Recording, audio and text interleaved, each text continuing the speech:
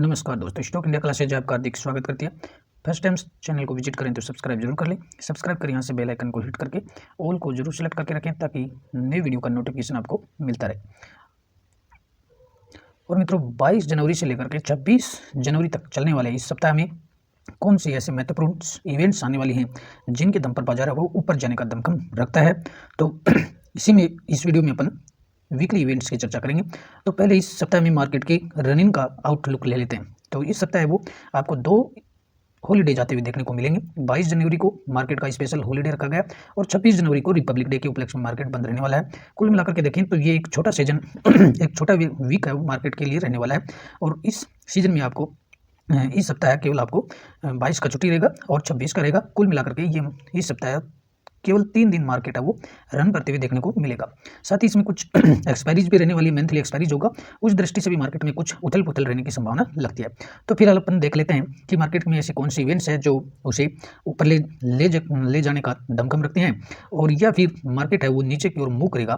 तो उन इवेंट्स की चर्चा अपन कर लेते हैं। तो सबसे पहले अपन ये देखते हैं कि निफ्टी इंडेक्स क्या डायरेक्शन देता है। तो 20 जनवरी की अपन बात करें तो पहले 20 जनवरी को मार्केट यहाँ की गिरावट के साथ बंद हुई है, लेकिन एक पॉजिटिव साइन भी यहाँ देखने को मिलता है और इंडेक्स ऑल ओवर है वो ग्रीन में बंद हुई है। पिछले पूरे सप्ताह का अगर कैलकुलेशन देखेंगे तो पिछले पूरे सप्ताह में इंडेक्स है वो करीबन 2.25% है वो गिरते हुए देखने को मिला है।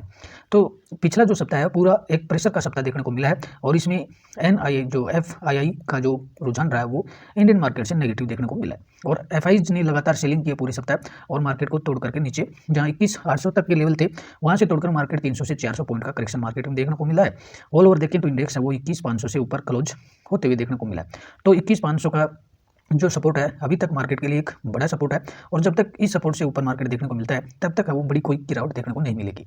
दूसरी अगर सेंसेक्स को भी देखेंगे तो सेंसेक्स भी इस पिछले सप्ताह है वो करीबन 2.25% से ज़्यादा है वो डाउन देखने को मिला है। तो पूरा ये जो सप्ताह है वो एक वीक माहौल में देखने को मिला है। तो पिछले सप्ताह है वो एक कमजोरी के साथ बंद हुआ है। तो मार्केट में एक बड़ा सेंटिमेंट चाहिए कुछ ऊपर जाने के लिए, तो उन्हीं चीज़ों की अपन इसमें चर्चा कर लेते हैं। तो सबसे पहले अपन बात करेंगे इस सप्ताह की अपकमिंग इवेंट कि इस सप्ताह कौन सी ऐसी घटनाएं, इवेंट्स और अन्य बातें हो सकती हैं जो मार्केट के लिए या तो डाउन ट्रिगर साबित होंगे या अप ट्रिगर वो साबित हो सकते हैं। तो उन्हीं का अपन इसमें चर्चा कर लेते हैं। तो सबसे पहले अपन बात करेंगे Q3 रिजल्ट्स और Q3 के जो रिजल्ट्स है वो पिछले वीक से जब शुरुआतों के साथ देखें तो मार्केट जो IT सेक्टर के जो रिजल्ट थे वो इसको मार्केट को ऊपर की ओर धकेलने में साबित हुए, लेकिन HDFC बैंक के जो नतीजे आए थे वो काफ़ी मार्केट को नर्वस कर गए और HDFC बैंक के नतीजों ने मार्केट को नीचे धकेल दिया। तो नतीजों का रोल है वो काफ़ी अहम रहने वाला है इस सप्ताह भी। तो इस सप्ताह अगर बात करें तो इस सप्ताह भी 200 से ज़्यादा जो कंपनियां हैं अपने नतीजे पेश करने वाली हैं। इसमें कुछ प्रमुख कंपनियां इस प्रकार से हैं। एक्सिस बैंक है वो भी इसी सप्ताह अपने नतीजे है वो पोस्ट करने वाली है। साथ ही टाटा ग्रुप से टाटा स्टील और सिप्ला। ऑटो सेक्टर से देखें तो बजाज ऑटो भी है वो अपने दमदार नतीजे रखने के इस सप्ताह रखेगी और निफ्टी का स्टॉक्स है तो इसमें निफ्टी के वेटेज भी है। और दूसरा अगर देखें तो अनेक कंपनी की बात करें तो ब्लू डेट है वो भी अपने नतीजे रखने वाली है। ओबेरॉय रियल्टी की बात करें और रेलवे सेक्टर से रेलटेल है वो भी अपने नतीजे है वो बाजार के सामने रखेगी। साथ में टाटा केमिकल्स है वो भी अपने नतीजे रखने वाली है और बैंकिंग सेक्टर्स के तो SBI जो कार्ड है वो अपने नतीजे है वो बाजार के सामने रखेंगे। तो नतीजों का अहम रोल है वो भी इस सप्ताह है वो रहने वाला है और जिस प्रकार से HDFC बैंक के नतीजों ने बाजार को तोड़ करके रख दिया तो ये नतीजे हैं वो भी इस सप्ताह एक बड़ा रोल है वो नतीजों का देखने को मिलेगा। और मित्रों बात करते हैं ग्लोबल इकोनॉमिक घटना की और ग्लोबली जो रूप से देखें तो इस सप्ताह है वो 2 से 3 डाटा है वो वर्ल्ड लेवल पे आएंगे जिनमें अपन बात करेंगे तो अमेरिका से GDP की और अमेरिकन जो GDP है उसके Q4 के डाटा आने वाले हैं। अमेरिकन जो GDP है उसके कौन से आएंगे, Q4 के डाटा आएंगे कि अमेरिका की जो GDP है उसकी किस तरह की हालत रहने वाली है, आगे महंगाई का क्या रहेगा और इकोनॉमिक जो स्लो डाउन है वो आगे किस स्तर तक, किस लेवल तक देखने को मिल रहा है। तो जहाँ तक एक्सपर्ट का जो सुझाव है या एक्सपर्ट है वो बहुत सारे जो फेडरल जो रिजर्व अमेरिका का जो केंद्रीय बैंक है उसने अब तक के 34 जो फोरकास्ट सर्वे किए हैं, अभी तक Q4 के लिए 34 सर्वे उसने किए हैं और सभी सर्वे में निकल कर कहा रहा है कि economy will expand at an annual rate of 1.3% this quarter. यानी Q4 में जो GDP की जो दर है, GDP की जो विकास दर है वो 1.3 रह सकती है।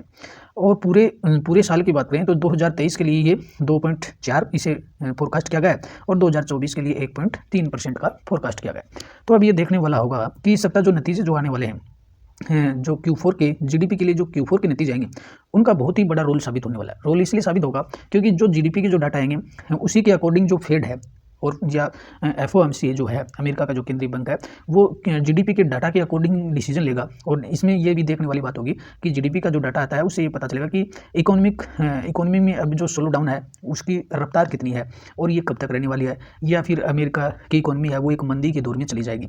तो ये सब बातें वो GDP के डेटा पर निर्भर करती हैं। तो GDP का डेटा है वो इस सप्ताह वो काफ़ी अहम रहने वाला है। दूसरी तरफ अगर देखें तो इन्फ्लेशन को रेट को लेकर के बैंक ऑफ जापान है वो भी 23 जनवरी को और 23 जनवरी को अपनी जो ब्याज दरें हैं, इंटरेस्ट रेट हैं, उनको लेकर के घोषणा करने वाला है। तो बैंक ऑफ जापान की तरफ से भी काफ़ी वो अहम रोल होने वाला है। और यदि जापान के मार्केट को देखें तो जापान का जो मार्केट है उसमें पिछले सप्ताह में काफ़ी अच्छा मूवमेंट देखने को मिला था और जापान के मार्केट काफ़ी तेज़ी के साथ है वो ऊपर की ओर चढ़े हैं। तो बैंक ऑफ जापान का जो डाटा है वो भी काफ़ी मायने रखेगा। दूसरी तरफ यूरोपीय सेंट्रल बैंक से भी डाटा आएगा और यूरोपीय जो सेंट्रल बैंक है वो 25 जनवरी को अपनी ब्याज दरों को लेकर के घोषणा करेगा कि इंटरेस्ट रेट का लेवल है वो कितना रखा जाए, अब इंटरेस्ट रेट कम करना है या बढ़ाना है। तो वो सारे डिसीजन आपको 25 को देखने को मिलेंगे। इसी के साथ अगर बात करेंगे तो इंडियन जो मार्केट है उसके लिए सबसे बड़ा जो ट्रिगर है वो बजट 2024 होने वाला है। तो अभी ये यूँ कहें कि ये जो सप्ताह है वो प्री बजट सेशन निकल रहेगा कि ये जो सप्ताह है शेयर मार्केट के लिए, तो ये सप्ताह है वो प्री बजट सेशन इसको अपन बोल सकते हैं, क्योंकि 1 फरवरी को तो बजट है वो पेश होगा। तो बजट है वो मार्केट के लिए बहुत ही एक ट्रिगर साबित हो रहा है। दूसरी तरफ अगर बात करें तो मार्केट के लिए कौन कौन से बजट को लेकर के कौन से टारगेट हो सकते हैं, तो वो चीज़ें हैं वो बजट पर डिपेंडेंट रहेंगी। दूसरी तरफ कि बजट को लेकर के मार्केट का जो सेंटिमेंट है इस बार काफ़ी अच्छा सेंटिमेंट देखने को मिल रहा है। बजट को लेकर के मार्केट काफ़ी बुलिश है और बुलिश है वो 2 चीज़ों को लेकर के है। पहला इंडियन रेलवे को लेकर के, इंडियन रेलवे के जो स्टॉक्स हैं उनमें जिस तरह से पीछे इस सप्ताह में गुजरा हुआ जो सप्ताह है इसमें काफ़ी बड़ी तेज़ी से है वो रेलवे के जो स्टॉक्स हैं उनमें तेज़ी देखने को मिली है। तो रेलवे का जो एलोकेशन है वो इस बजट में मार्केट है वो एक बहुत बड़ा बजट है वो रेलवे के लिए मान करके चल रहा है। तो जिसके तहत रेलवे के जो स्टॉक्स हैं वो बुलेट ट्रेन की स्पीड से दौड़ते हुए नजर आ रहे हैं। तो ये इसमें देखने वाली बात होगी कि बजट में कितना एलोकेशन है वो रेलवे के लिए होता है या इंफ्रास्ट्रक्चर के लिए देखने को मिलता है। दूसरी देखें तो बजट से पहले जो पावर सेक्टर के जो स्टॉक्स हैं, पावर सेक्टर वाली जो कंपनियां हैं उनके जो स्टॉक्स हैं वो भी बिजली की गति से दौड़ रहे हैं।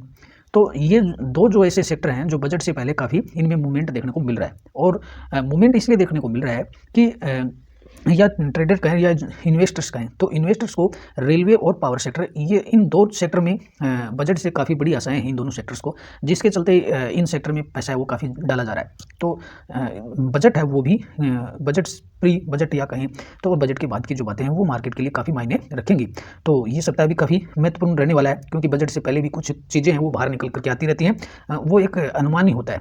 तो उस अनुमान को लेकर भी मार्केट में कुछ है वो सेंटिमेंट है वो कुछ नेगेटिव और या कुछ पॉजिटिव देखने को मिल सकते हैं।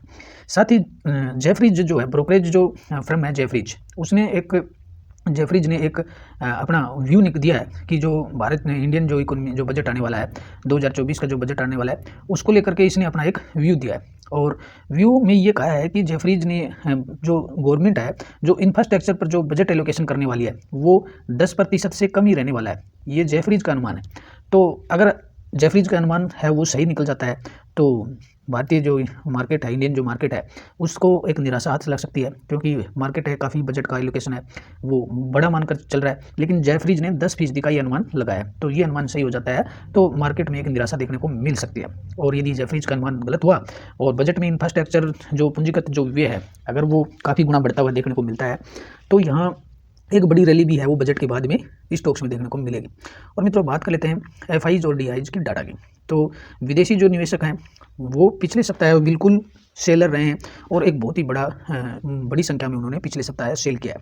अगर पिछले सप्ताह के आंकड़ों को देखें तो कुल 17 जनवरी से लेकर के और 20 जनवरी के जो 4 ट्रेडिंग सेशन रहे हैं पिछले जो सप्ताह के 4 ट्रेडिंग सेशन में से, और विदेशी जो निवेशक हैं उन्होंने करीब 24,147 करोड़ रुपए का माल है वो बेच डाला है। यानी कुल मिलाकर इंडियन मार्केट से उन्होंने पैसा वो पूरे सप्ताह निकाला है, जिसके चलते मार्केट वो नीचे जाते हुए देखने को मिला है।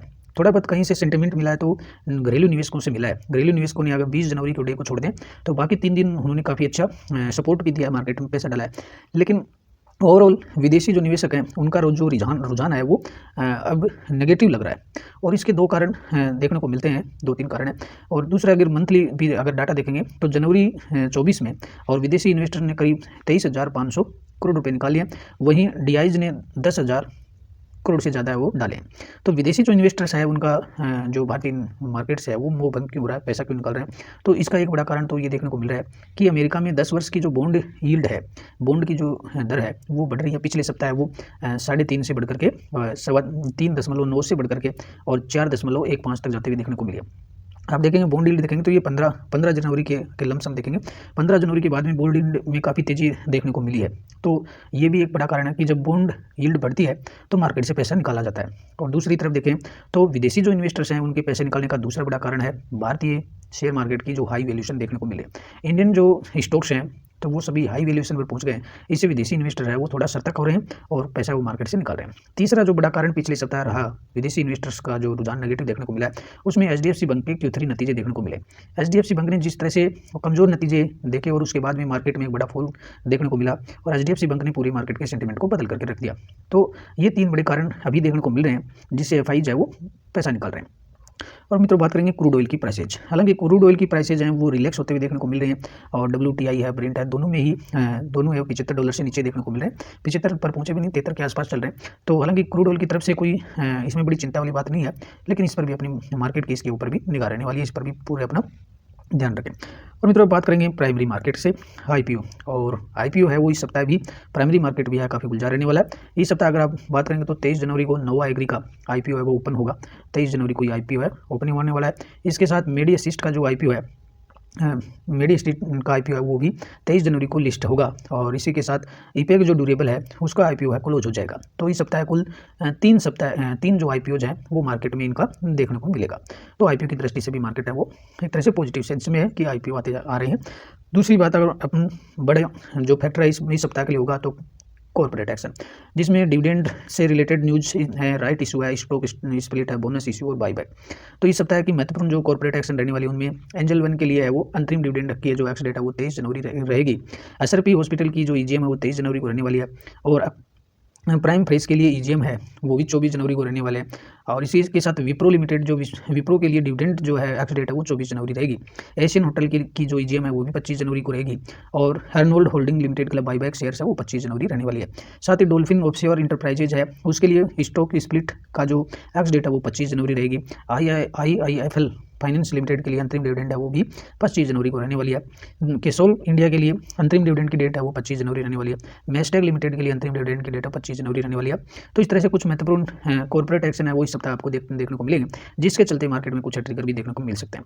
नेक्स्ट बात करेंगे अपन फ्यूचर एंड ऑप्शन का डाटा क्या कहता है। तो फ्यूचर और ऑप्शन के डाटा से है वो काफ़ी कुछ निकल करके आ रहा है। तो फ्यूचर और ऑप्शन के डाटा को देखें तो 21,600 का एक क्रूशियल लेवल है देखने को मिल रहा है, जिधर दोनों तरफ है वो 21,600 बराबर मात्रा में देखने को मिल रहा है। तो इसमें कॉल का भी देखेंगे तो 1,09,000 का ओपन इंटरेस्ट देखने को मिला है। इधर अगर पुट का भी देखेंगे तो यहाँ भी लगभग बराबर 98,000 से ऊपर का देखने को मिल रहा है। तो दूसरी तरफ अगर मार्केट के लिए सपोर्ट की बात करें तो मार्केट के नियर टर्म में 21,500 और 21,400 वो एक बड़े सपोर्ट निकल करके आ रहे हैं। अगर ये अगर सपोर्ट टूटता है तो मार्केट के सामने 21,300 का सपोर्ट भी एक बड़े सपोर्ट के तौर पर रहेगा। और फाइनली अगर सपोर्ट देखें तो अगर ये सारे सपोर्ट टूटते चले जाते हैं तो 21,000 का एक मेगा सपोर्ट मार्केट के सामने देखने को मिलेगा। साथ ही ऊपर की अपसाइड अगर बात करें तो अपसाइड में है मूवमेंट है वो कहाँ तक जा सकता है। तो इसमें मैक्सिमम है ये लग रहा है कि इसमें 21,700 पर का जो लेवल है 1,56,000 की वो ओपन इंटरेस्ट यहाँ देखने को मिल रही है। और ये लेवल मार्केट अगर निकालता है तो मार्केट है वो 21,800 की ओर बढ़ते हुए नजर आएगा। और 21,800 एक बड़ा रेजिस्टेंस फिलहाल मार्केट के सामने है। यहाँ 1,34,000 की वो ओपन इंटरेस्ट है वो देखने को मिल रही है। तो कुल मिलाकर के 21,700 800 मार्केट के लिए बड़े रेजिस्टेंस हैं और सपोर्ट के तौर पर देखें तो 21,400 और 300 और 500 ये मार्केट के लिए बड़े सपोर्ट के तौर पर काम करेंगे। फाइनली 21,000 का मार्केट के लिए एक मेगा सपोर्ट के तौर पर देखने को मिल रहा है। तो ऑप्शन के डाटा के अनुसार फिलहाल कोई जो बड़ी क्लियर स्थिति है वो सामने नहीं आ रही है। समराइज रूप से मित्रों इस सप्ताह के लिए अगर अपन देखें तो इस सप्ताह के लिए कुछ पॉजिटिव सेंस वाली जो बात है, पहला है Q3 रिजल्ट्स और दूसरा अगर देखें तो इसमें DIs की खरीदारी। तो DIs है वो लगातार खरीदारी करें और इसमें कोई बड़ा है अपडेट है वो पॉजिटिव सेंस में नहीं देखने को मिला। कुछ छोटी मोटी नेगेटिव सेंस की देखने को मिल रहे। ऑल ओवर इस सप्ताह कुछ क्लियर कट है वो निकल रहा है। अमेरिका से GDP के डाटा भी आने हैं और यूरोप से और जापान से केंद्रीय बैंकों के इंटरेस्ट रेट को लेकर घोषणाएं भी होनी है। तो कुल मिलाकर के मार्केट के सामने में कोई क्लियर कट स्थिति सामने नहीं आ रही है कि किधर जाना है। तो कुल मिलाकर के इस सप्ताह वो एक कंसोलिडेशन वाला फेज है वो देखने को मिल सकता है। और यदि 21,600 का जो मार्केट निफ्टी 21,600 वाला सपोर्ट है वो तोड़ देता है तो 21,200 तक है वो जाते हुए देखने को मिल सकता है। दूसरी तरफ अगर देखें निफ्टी बैंक ने अगर सपोर्ट नहीं दिया तो फिर निफ्टी है वो अपना वजूद बचा नहीं पाएगा और मार्केट है वो 21,000 पर आकर के टिक सकता है। तो ये एक बड़ी बात होगी इस सप्ताह देखने के लिए कि प्री जो बजट सेशन होने वाला है कि बजट से पहले है वो मार्केट है के लिए ये सप्ताह किस तरह का रहने वाला है। ऑल ओवर देखें तो सभी चीज़ें मार्केट के ओपन होने पर ही देखने को मिलेंगी। एक सरसरी पर व्यू है मैंने आपके सामने रखा है जो कुछ वैश्विक घटनाओं और डोमेस्टिक घटनाओं पर आधारित है। तो आशा करते हैं वीडियो आपको हेल्पफुल लगा होगा और पहली बार चैनल को विजिट करें तो सब्सक्राइब जरूर कर लें। वीडियो को शेयर और लाइक अवश्य करें। आपका शेयर और लाइक हमें काफ़ी मोटिवेशन देता है और इस मोटिवेशन से ही हम आपके सामने रोज़ नई चीज़ें रखते हैं। नमस्कार, अगले वीडियो में फिर मिलते हैं।